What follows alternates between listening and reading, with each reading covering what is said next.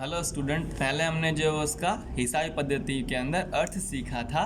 अब उसके बाद हम सीखते हैं हिसाबी पद्धति के लक्षण, मतलब कैरेक्टरिस्टिक्स ऑफ अकाउंटिंग, कि भाई क्या लक्षण होते हैं हमारे नामा पद्धति के अंदर या तो हिसाबी पद्धति के अंदर। तो पहला हमारा मुद्दा है वित्तीय लक्षण, कि जो भी व्यवहार है उस व्यवहार के अंदर द्रव्य मतलब पैसों का आदान प्रदान होना क्या है, अत्यंत आवश्यक है। क्यों? यदि पैसों में ही व्यवहार होगा, कहने का मतलब अगर हम उसको माप सकेंगे तो ही वो वित्तीय लक्षण रखेगा, और ऐसे ही जो है वो वित्तीय लक्षण वाले व्यवहारों को जो है वो हिसाबी पद्धति में लिखते हैं। तो पहला लक्षण क्या, उसका वित्तीय लक्षण उसके अंदर होना चाहिए। फिर है दूसरा हमारा मुद्दा है द्रव्य विनिमय के माध्यम के रूप में, कि जो भी हम वस्तु के बदले वस्तु या सेवा दे रहे हैं उसके बदले हमारा विनिमय का स्वरूप क्या होना चाहिए, द्रव्य। कहने का मतलब पैसों का आदान प्रदान होना चाहिए, कि हम जो क्या करें पैसों के रूप में माप सके। जैसे कि मान लीजिए कि भाई हमने 10,000 किलो गेहूँ दिए 5,000 रुपये में, तो वो क्या हो गया, हमारा 10 किलोग्राम का जो है वो विनिमय के बदले में हमें क्या मिल रहा है, पैसा मिल रहा है, द्रव्य मिल रहा है। तो उसका विनिमय क्या होना चाहिए, द्रव्य के माध्यम में होना चाहिए, बदले में वस्तु मिलनी चाहिए नहीं। तो ये दूसरा लक्षण हमारा द्रव्य विनिमय के माध्यम के रूप में। आते हैं नेक्स्ट वाला, थर्ड वन क्या बोलते हैं हमारे लिए। थर्ड है हमारे पास व्यवहारों का वर्गीकरण और विश्लेषण, कि जो हमारे पास व्यवहार हो रहे हैं, क्या वो व्यवहार रोकड़ है या बिन रोकड़ है, कहने का मतलब आर्थिक है या बिन आर्थिक है। इस प्रकार हम जो उसका वर्गीकरण कर सके, कि जिसे पता पड़े कि क्या हमें उधार करना है और क्या हमें जमा करना है। तो ये नियमों के आधार पर हम उसका वर्गीकरण जो है वो कर सकते हैं, और उसके आधार पर क्या करेंगे, खर्च हुआ है कि आय हुई है, कहने का मतलब खर्च या उपज हुई है, तो उसे हम उधार जमा कैसे करेंगे, वो सारा जो है वो वर्गीकरण और विश्लेषण के अंदर आएगा।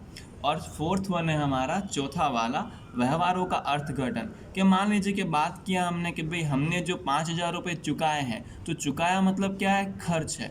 तो वो व्यवहार के ऊपर से हमारी उपज हुई है या खर्च हुई है, या खर्च कितना हुआ है या उपज कितना हुआ है, तो ये हम अंकों की और हिसाब पद्धति की मदद से जो है वो क्या कर सकते हैं, उसका अर्थघटन जो है वो कर सकते हैं। उसे जो हम लोग इंटरप्रिटेट कर सकते हैं, जान सकते हैं कि भाई यह जो है वो खर्च है या लाभ है, या तो फिर आय है या खर्च है। इसी प्रकार जो है वो हमारा नेक्स्ट है परिणात्मक जानकारी।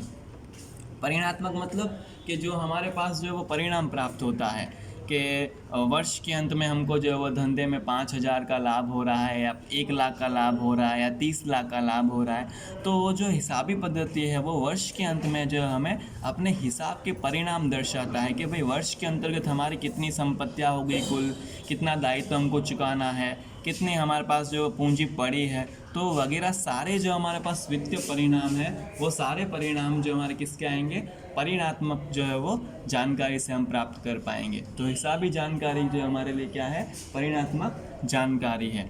उसके बाद आता है आर्थिक निर्णय, कि हिसाबी पद्धति पूरा क्या है, आंकड़ा के खेल है। मतलब नामा में संपूर्ण खेल जो किसका रहेगा, आंकड़ों का या अंकों का रहेगा। तो जो भी हमारे अंक है और आंकड़े हैं वो किसके काम आएंगे, हमें पैसों के रिलेटेड होंगे, तो वो हमको जो है वो पैसों के संदर्भ में जो है वो निर्णय लेने के लिए काम आएंगे। तो यहाँ पर जो भी धंधे के अंदर हिसाब हो रहे हैं, उस हिसाब को तैयार करने का उद्देश्य क्या रहेगा, कि हम जो है वो धंधे की आर्थिक स्थिति जान सके, और उसमें कौन कौन से निर्णय लेने हैं आर्थिक रूप से, उसका हम निर्णय कर पाए। तो आर्थिक निर्णय लेने के लिए भी क्या होता है, हिसाबी पद्धति जो है वो मदद रूप होता है। और हमारा उसके बाद अंतिम मुद्दा है ये 7वां मुद्दा, किसका, हिसाबी पद्धति के लक्षण का, ऐतिहासिक जानकारी। ऐतिहासिक मतलब क्या होता है, कि जो बीत चुका है, और हिसाबी पद्धति क्या है हमारा, कि जो हमने पिछले वर्ष किया है या 2 वर्ष 3 वर्ष, तो उन सब का लेखा हमारे पास जो वो संग्रहित रहता है।